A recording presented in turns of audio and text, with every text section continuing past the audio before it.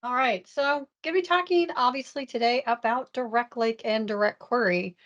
You know what's funny? I don't know that I have had a client that hasn't said, no, no, we want live data. And then I go through this process of talking them out of it.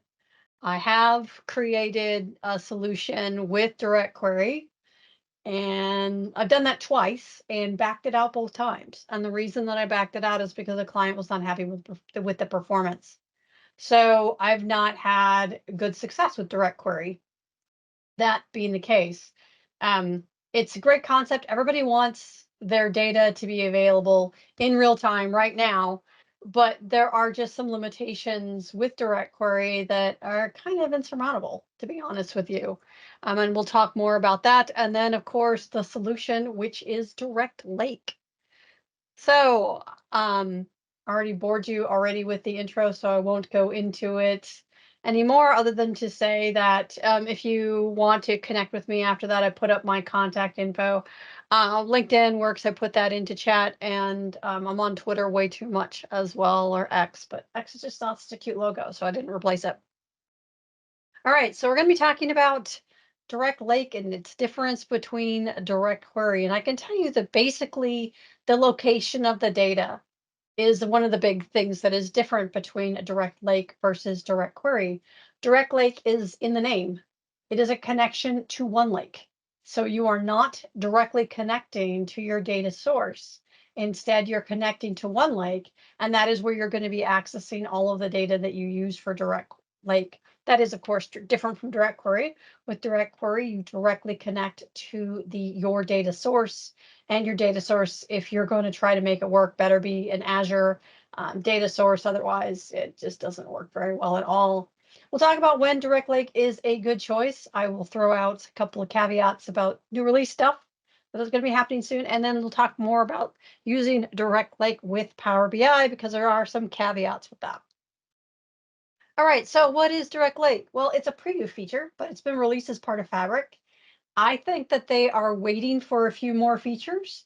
If I know that nobody raised their hands besides Greg about saying that they were going to the Fabric conference, but if you're not going, definitely, I'm pretty sure if Microsoft holds true to form, the keynote will be live and free. You'll want to definitely go to the keynote. And if not the keynote, you'll want to go to the Fabric page for all the new announcements that Microsoft is going to be releasing at the Fabric conference. I know of personally of two of them. One of them that has direct impact to this particular talk that will be announced at the Fabric conference. So what's not available, something that's not available now, but I know will be end of March. So take note of that. So with Direct Lake, it's a method of querying without importing, but with the speed of importing.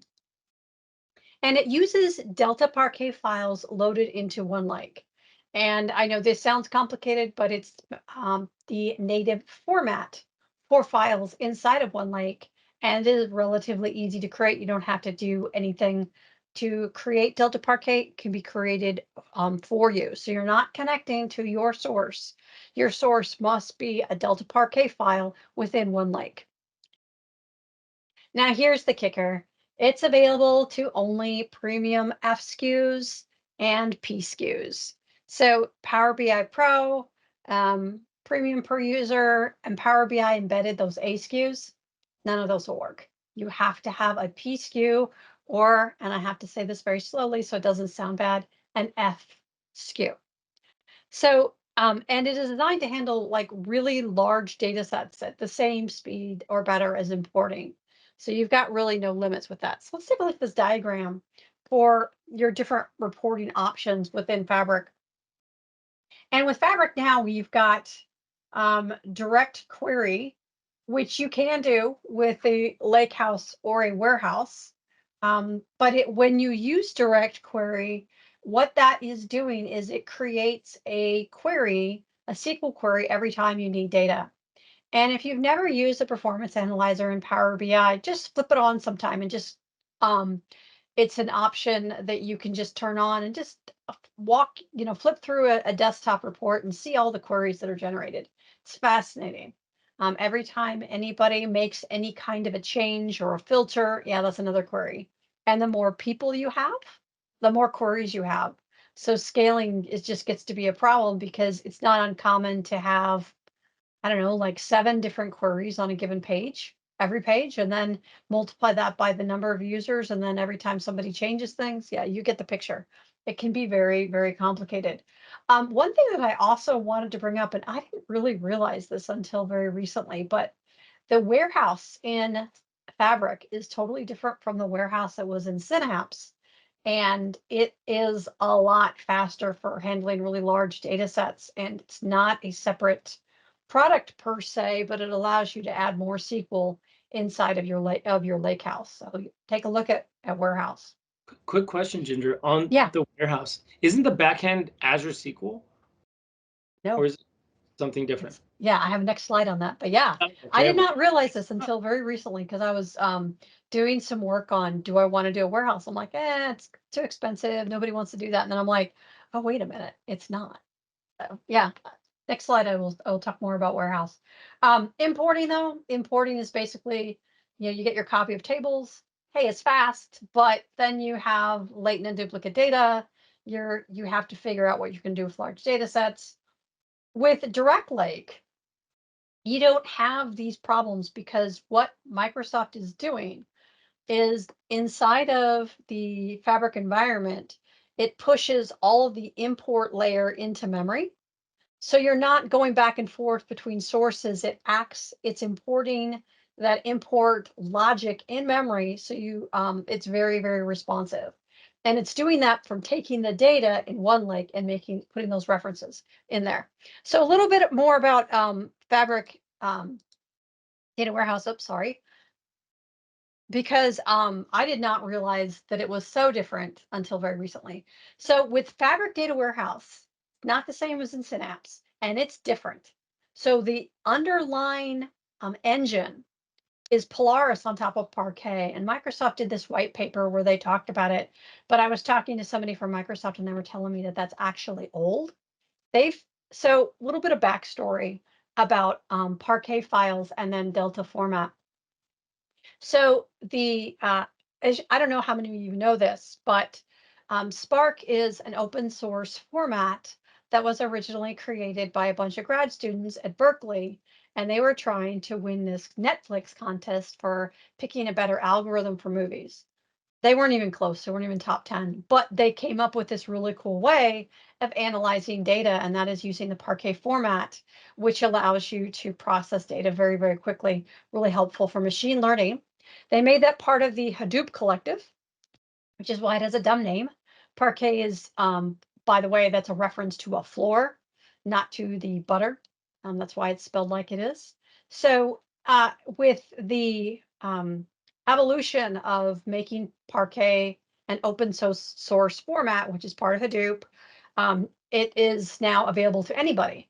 And like most good developers, what they did after they developed Parquet is they said, you know what, we could make this a lot better. And oh, by the way, to quote one of my favorite movies, Idiocracy, they decided that they liked money and that next time that they were going to do all of this work to create some software, they were going to make money at it. Well, that product is called Databricks.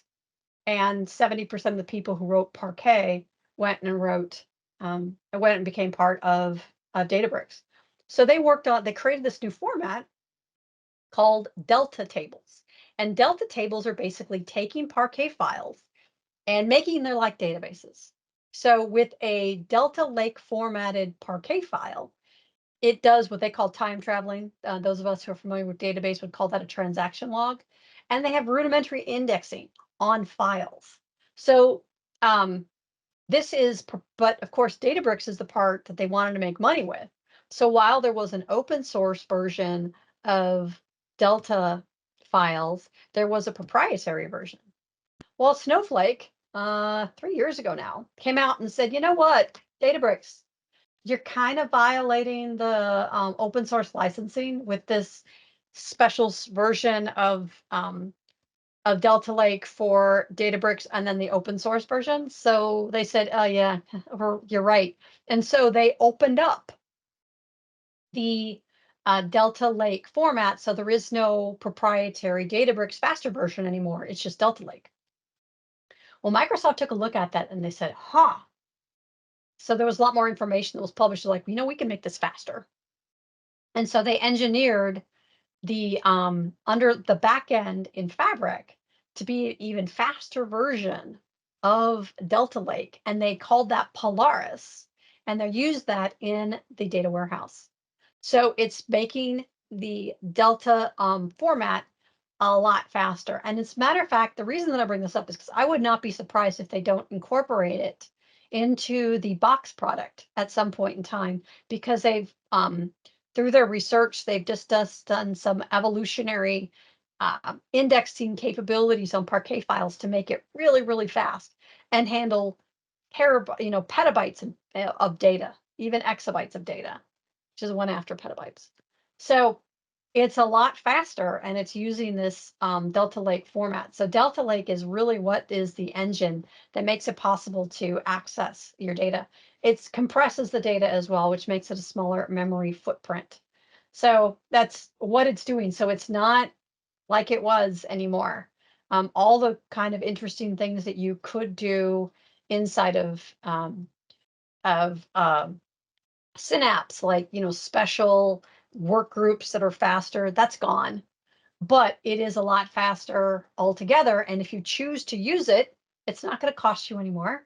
And if you choose to use it, you can use a lot of different DMVs and SQL constructs for security and data masking, and it doesn't cost you anything. So I am more inclined to use a data warehouse than I ever have been because of the benefits you get for all of the different SQL Server like elements without having to pay additional for it. So that's my blurb on data warehousing. I just found this out, so I thought it was cool, and thought that I would put that in there. All right, but back to Direct Lake because I want to talk more about that. Now, for Direct Lake is actually given, you're using file access for this. And so in order to make Direct Lake work, you have to modify some settings inside of the administrative section of Fabric. So you're going to need to turn on the XMLA endpoint, and that's inside of the capacity settings. So make sure you set the XMLA endpoint to read write. And you also need to, whoops, that didn't work out well. You also need to pull this forward. There's one other setting that you need to do, and that is to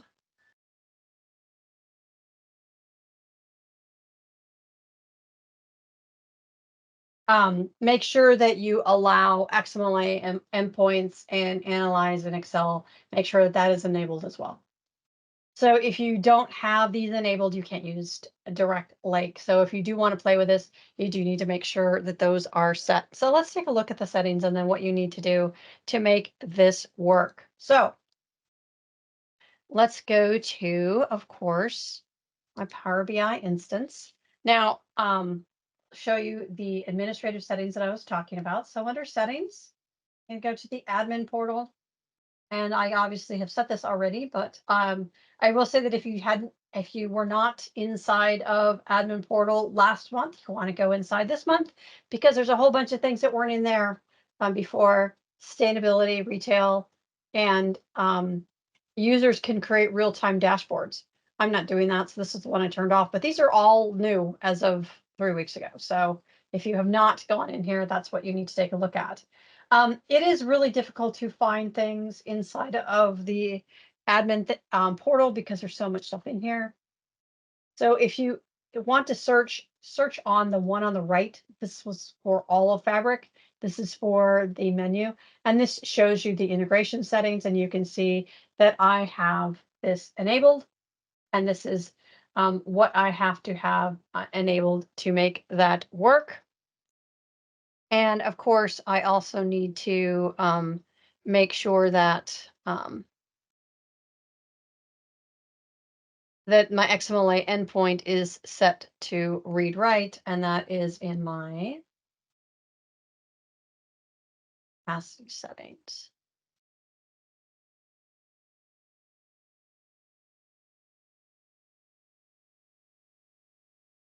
So here in my capacity settings, still on trial, got that wonderful 59 days left still. That is inside of the Power BI workloads section. And they may need to make sure that, oops, I had this, I need to set this again. I was playing around with it, making sure that that is set to read write. You need to be able to do that to be able to do that. All right. So these things have to be set, otherwise you can't do it. Now, what am I actually doing? So in order to create anything with a direct lake, what you're going to need is you are going to need a lake house. So I'm going to go to my lake house. I'll just go to my workspace here. So one of the things that it's important to remember within Fabric is that you've got everything is workspace based. So to be able to access this, people have to have access to the workspace in which it is loaded. Now I went ahead and created this lake house because I didn't want to bore all of you with how to do that, but I'll just kind of walk you through what I did and what it contains so that you can see how it is incorporated. The other thing that I wanted to bring up is that you'll notice that this has source control applied. While I have some notebooks that I haven't committed yet, you'll notice that my semantic model and my as SQL endpoint are not supported. So changing those is not something that's going to be in source control. Just thought I'd throw that out there. All right, so let's take a look at my lake house because this is my starting point for my using Direct Lake. So with Direct Lake, what I have here is I have a shortcut to Synapse DL PBI. So let's take a look at this particular shortcut so we can so that I can show you where my data came from. So if I go to Azure portal,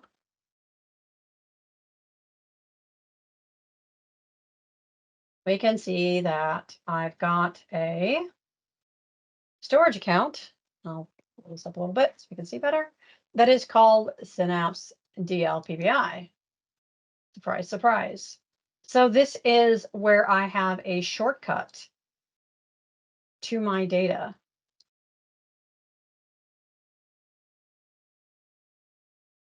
Yeah.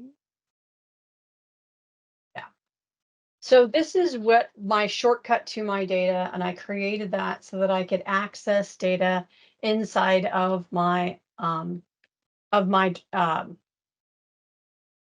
storage account.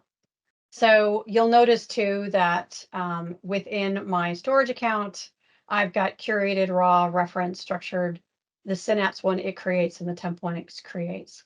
I prefer this to the quote unquote medallion architecture because gold and silver and bronze are things I like to wear for jewelry and things you put in baby shoes.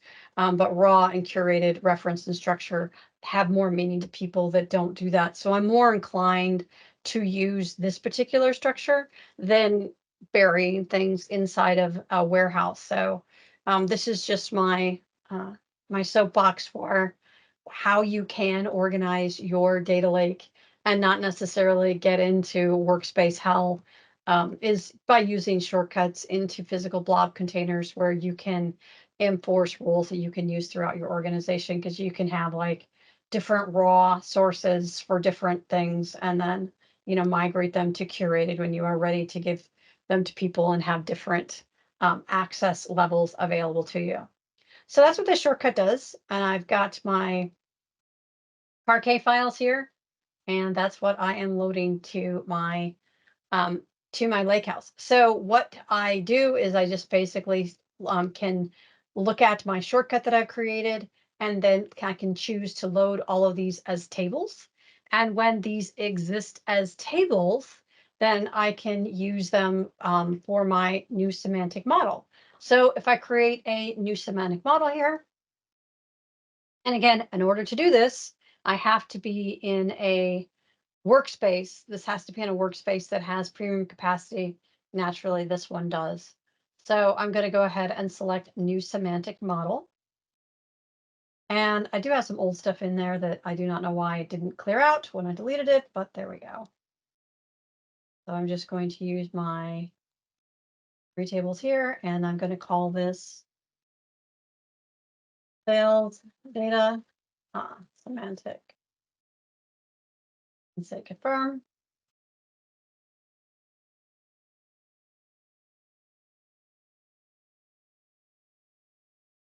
And it's going to create this new semantic model. And then this can be my source for my direct lake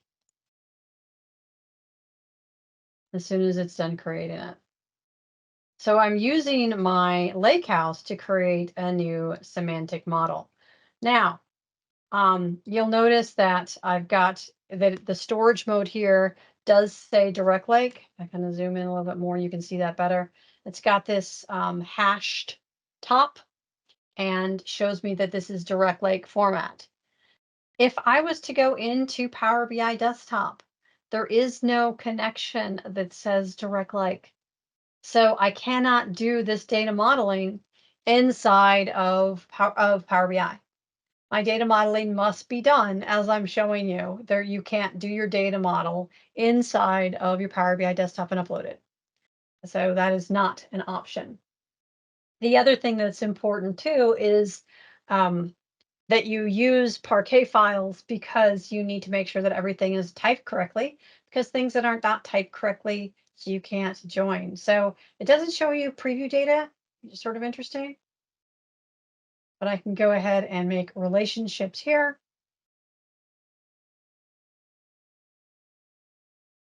If my data type was wrong, and that happened before, so I know this to be true, you can't join. So it shows you your different relationships. Now, a couple other things that you cannot do.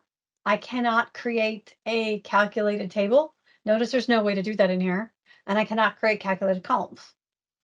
Can't do it. So those cannot be part of a direct lake solution because that's not going to be, is not going to be how it works. So these are my tables. These are my measures. And then if I go to my model, then I can create calculation groups if I want to have like for my different DAX measures and do all of that in here. So this, if you've not used the modeling inside of Fabric, this is a great way of using it. By the way, um, one of the reasons that Microsoft is busy putting all of this stuff inside of the Power BI service is there are a lot of people, including several that I know who work on the Microsoft Power BI team that love Macs. They are all into Macs. They want to use Macs. They don't want to use Windows PCs.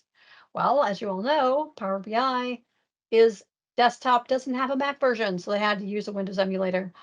And this caused wailing and gnashing of teeth, not only for people that worked at Microsoft, but more importantly, their customers. There's not going to be a version of Power BI desktop for the Mac. For various reasons, they're not interested in doing that. However, all of the functionality that is in desktop will someday be part of the Power BI service, and this is just the starting of that. So while you can't do some elements that you can do on desktop now, they are committed to making the Power BI service be what you could do in desktop so that Mac users will stop whining. So at some point, that it all will be here. Quick question for you from Sure. Jeff. And I'm intrigued to hear your answer on this. Do you think it'll become an option to access Direct Lake from Power BI desktop, or are they just moving everything to the service as they're like deprecating Power BI desktop?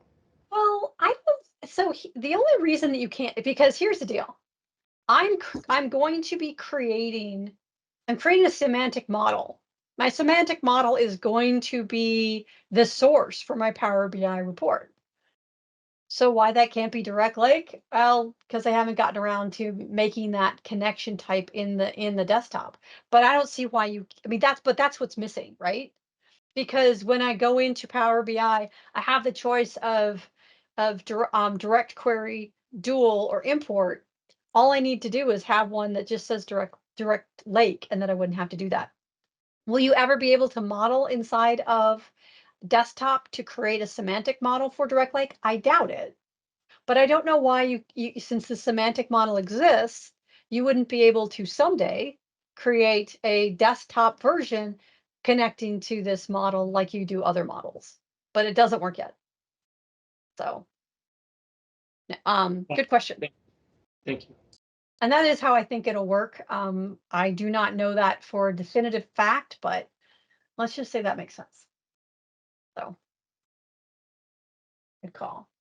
All right, so this is what I'm going to be connecting to. So this is my direct lake model, and then this is how it's defined as that. And so what I've done is I've created is to make this work. Again, this is a new semantic model. It exists here in Fabric. Naturally, since I'm doing this in the cloud, there's no save button. I know this like really creeps people out. They're like, but there should be a save. No, it always is saved. So no save model for you. Um, it's just in Fabric. So if we look at my I should actually look at how I've got these organized here.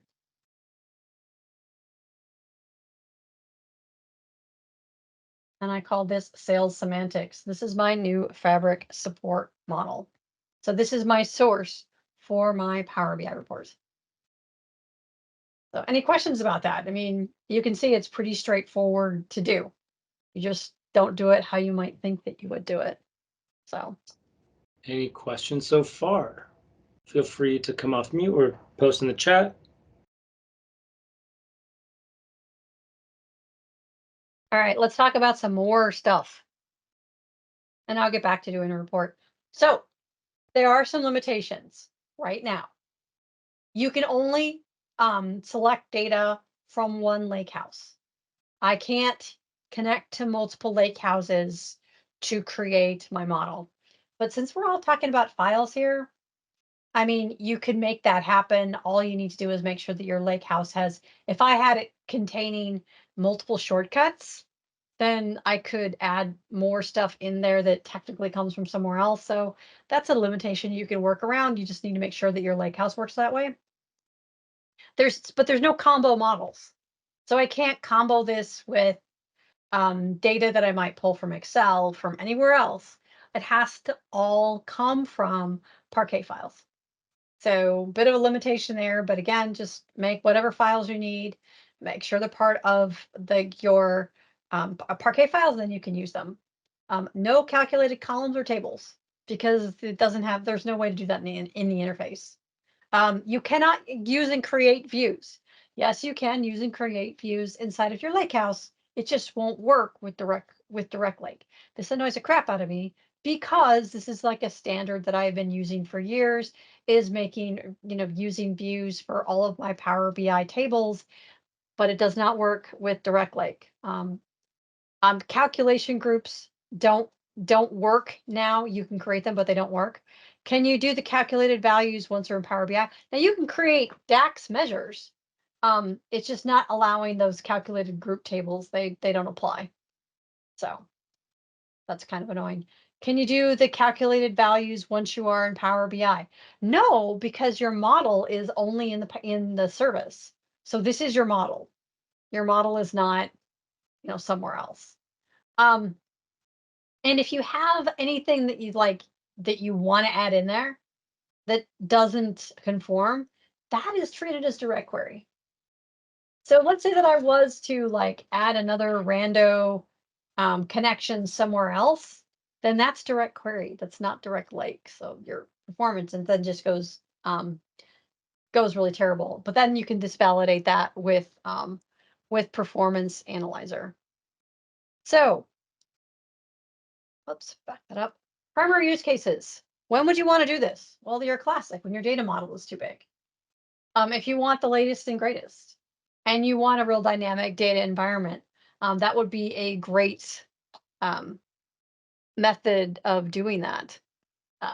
If you have a lot of data, the performance on this will be stellar. But again, you do have to deal with the limitations that I talked about earlier. So with Direct Lake, of course, all you need to do with Power BI is connect to the Power BI model and then create it. So let's go back to my model that I was talking about. And then I can go ahead and create a new report based on this. So if I want to, say I can auto create a report using it. I think this is so cool. I love doing this.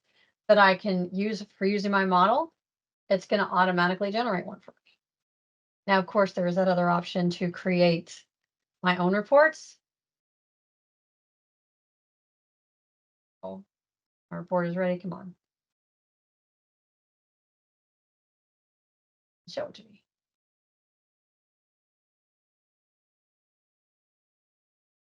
Figures. This demo doesn't work. You report now. There we go. All right. So There. this is like, yeah, it took a little bit while. Um, this isn't that great. It's showing me a lot of different counts by calendar month, by invoice. Eh, kind of suboptimal. I'll probably would want to edit this. So I'm going to go ahead and say continue. And then I can basically take this and new file, call this save as, and put in this is a like report.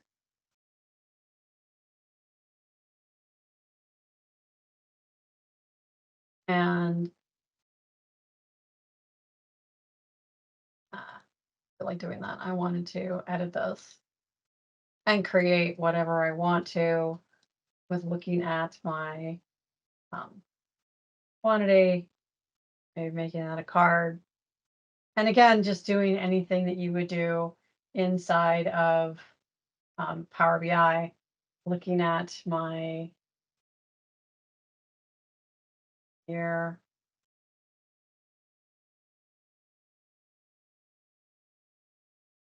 month.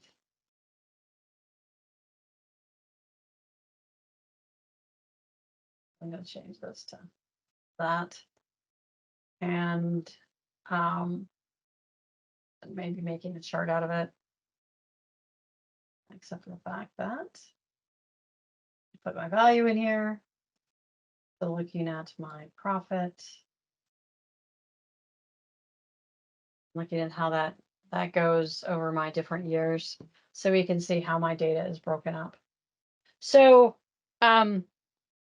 this is like, obviously, I've got if I want to tweak any of things about my model, then I need to go back to my semantic model to do that. But anything that I could possibly want to do inside of Power BI, this is be where I would create those different elements and stuff like that with it. So it's basically using your resources inside of your workspace to be able to do this. So again, this is all going to be based on the data that you have within your workspace. And of course, the data is coming from the data lake. So relatively easy to set up because you are somewhat limited of doing that. So what I really hate is that because you can't use views, and I'd have to go through and fix all of these names because that's how they were in the Parquet file, which I find kind of annoying, but that's the way that the format works, unfortunately. All right, but I did want to talk about something that is really, really cool that is not out yet, and that is mirroring. So with mirroring, and you can do this now inside um, of Power BI of Power BI now, is you can mirror your database, and this is where it gets cool. So let's say that you've got that you have Cosmos DB, and if you have Cosmos DB, you probably have it because people all over the world are updating it and using it and doing things with it and all that good stuff. And you want the latest and greatest. Well, you can't create a connection to Cosmos DB and data to get the latest with that. But if you create that in the service, what you can do with mirroring you can copy that data into using a shortcut into your OneLake. And then as soon as it's updated, you can get the latest. So that means that with mirroring, it can work. So that can be your data source. And your database management can then be for your source element. So what do I mean by that? So you don't have to ETL anything because if it's in your database, then you're good to go. So if you have created a Azure SQL database that you're presently using, then you can mirror that in OneLake and access that in your lakehouse, and you get the latest and greatest automatically. So it uses a type of replication and change data capture. So it's near real time, meaning like within seconds. So if somebody changes data in Cosmos DB and you have set up mirroring inside of OneLake, then you'll get the latest. And this is why everybody wanted to use direct query to begin with, because you want the latest and greatest. You don't want to have to worry about stupid data refreshes, and you just want it to work and be fast. Well, Data Lake does that with mirroring. And when you use mirroring, then it gets a whole lot more interesting because you can just handle all of that in your database. So it transforms the your tables in your Cosmos DB into Delta tables inside of OneLake. Now, I know that there are going to be some announcements that are going to be made at the Fabric conference about mirroring that if you're not using Cosmos DB, you might be very interested in learning. So, in a relatively short period of time, because the really big thing that I thought was a major caveat with the whole Direct Lake thing is like, well, how the heck am I supposed to get my Parquet files updated all the time? Because yeah, it's connecting to my Parquet files in real time. Well, that means I got to update my Parquet files all the time. And yes, I can do that. I can make sure that my transformation pipelines that I create make that happen, but that's not an insignificant amount of work. So with mirroring, and like I said, right now, it only works with Cosmos DB, but there are plans to use other databases. And when that happens, that'll be awesome. Because then all you need to do is mirror your data source, create your semantic model like I showed you, and then you can write all the Power BI reports you want, and you don't have to care about data refresh at all. And that is going to be amazing. Now, this is still preview because there's some things that I really wish it would do, like the limitations that I told you about, like if not being able to do calculated tables, calculated columns, or calculation groups, especially calculation groups. I think it's kind of dumb, but that it won't handle calculation groups, but it can't. So having to write that docs and put it in the table, it's like, all right, I can deal. But that's probably going to, I would expect that that kind of thing is going to be changing soon. And if the fact that I have to make this work, that I have to do my modeling in the Power BI service, so what? Or excuse me, the Fabric service, that's not going to be a big deal either.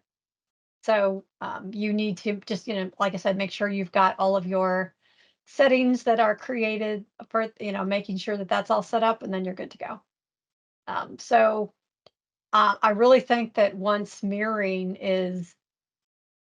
has more options than just using Cosmos DB, then it'll be very interesting. And you'll hear an announcement like about that at the Fabric conference, unless something has broken since I last talked to somebody who told me gave me this inside information. So I think that with mirroring, this gets to be a much more interesting conversation because right now, like I said, updating my Parquet files all the time just kind of pushed where I need to do my ETL work, which is kind of annoying. But if that can be changed, Katie bar the door, this is going to get really, really cool. So um, looking forward to and like I said, this is still in preview. Although I imagine that's going to change at some point in time. But I don't know about when on that. But the mirroring stuff is really going to make Direct Lake something that you're going to want to use. One thing too is that if you want to look if you're looking at what it's doing under the covers, it does the same things that you see with import. It's not sending query statements to your data source.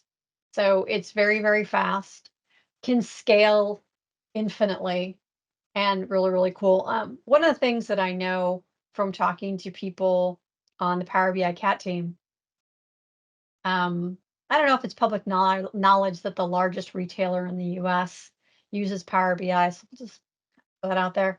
And they wanted to use direct query, and they had the Power BI cat team there to try to make it better. I imagine that they will be very excited to use this particular feature, so that they can have real-time data for any kind of retail analysis that they're doing. So I imagine that they are a beta customer, although I do not know that. All right. Um, Basically, if you want to try out Fabric for 60 days, so happy that they kept this thing going because the countdown started from it started counting down, and I got to day 36, and then it went back up to 59 and stayed there, which is awesome because you all still have a chance to try this out for free.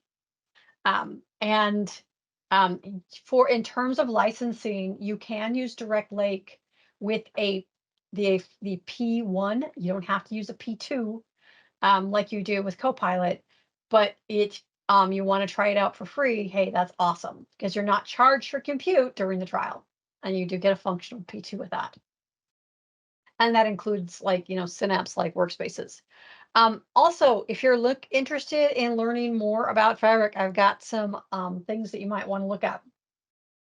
So if you look at the AKA and I'm going to put these into chat so that you will, oops, so you will have them there. So that you don't have to take pictures of this or anything. So let me do that. So the Fabric webinar series, this is a great series that Microsoft has put together, so that you can have access to that. Of course, Microsoft Learn, definitely a great resource. Microsoft is encouraging a lot of people to take the DP 600 exam. So they've got a lot of information that's kind of targeted towards that, but it's not specific to that. So if you're interested in learning, that's a good resource. Of course, Fabric Community's got a lot of great content. And kind of a minor plug, if you do have access to a LinkedIn Learning, I know that sometimes they do have um, free days. I know that I don't know if it still works, but for sometime last week, they were doing 24 hours where you could do LinkedIn for free. And I have a 4-hour course on doing data inside of Fabric. So if you are looking to just kind of catch up with that, it's a great video series. You can kind of watch it and get the basics of data inside of Fabric. So keep up on that. Um, and let me just kind of work through the summary of all things Direct Lake. So basically, we talked about the different architectures. Basically, it is Parquet files inside of your OneLake. That is how it's going to work, which means that you have to have um, your licenses. This has to be premium. You have to have your XMLA endpoints turned on inside of your capacity tenant and also inside of your administrative to be able to have this functionality be acceptable. You can implement it in Power BI. I showed you how to do that. Again, right now you're limited to do that on the Power BI service, but that's not a big limitation of all the different editing things that you can do. And then I talked about mirroring and Direct Lake and how that's going to be a real game changer, especially when they expand the content outside of just Cosmos DB, which is available now, because we'll get that replication going and then it'll be awesome. So if you want the announcements that I know is going to be coming out in the Fabric conference, hope to see you there. If you're not there, go ahead and make sure to check out the Fabric. Just look at or Copilot for Fabric announcements because I know there's going to be a ton. I'm also speaking on Spark and on machine learning in Spark, and I know that there are going to be announcements about that because the person that I'm demoing stuff with at Microsoft is doing the demos because they're not what I'm going to be talking about is not available yet. So, and it will be at the conference, and I look forward to talking about it at that time. All right. Does anybody have any additional questions about anything that I've talked about or any other random fabric stuff? I'd be happy to answer them. And before we get to questions, I would love for us to come off mute, turn on your video, and please give Ginger a round of applause for that amazing content and getting us learned on Direct Lake. Oh, thanks. Yes, that was awesome. Your history lesson at the first was stellar. And then being able to I feel like I have a much better understanding of how Direct Lake and how it falls back to Direct Query. And you're awesome, Ginger. So thank you. Thank you. Yeah, I like stories because it seems to make things more real. So Absolutely. Absolutely.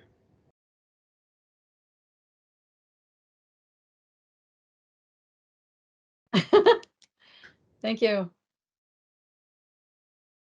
You have a lot of thank yous. Make sure you follow Ginger on Twitter or X, and hopefully see you guys at Fabric Conference. Yeah. And like I said, you really want to.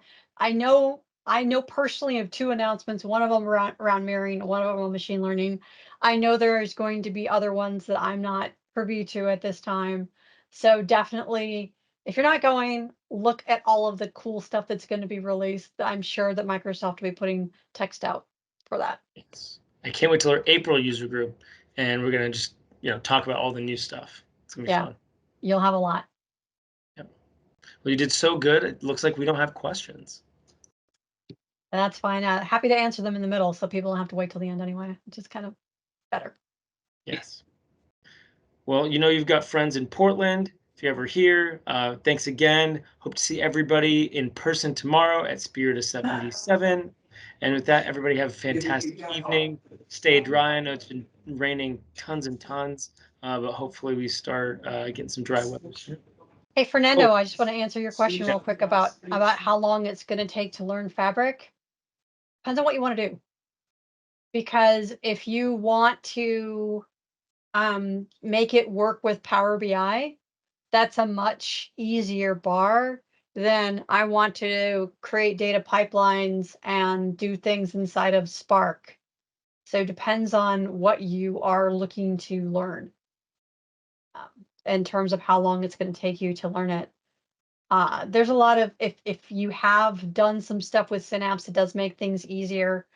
One thing to remember though, everything you knew about Power BI still applies. So you haven't lost anything with going to Fabric. You just gained some features and functionality that you perhaps haven't been able to use before. Okay. And with that, have a great evening, y'all. Thank you.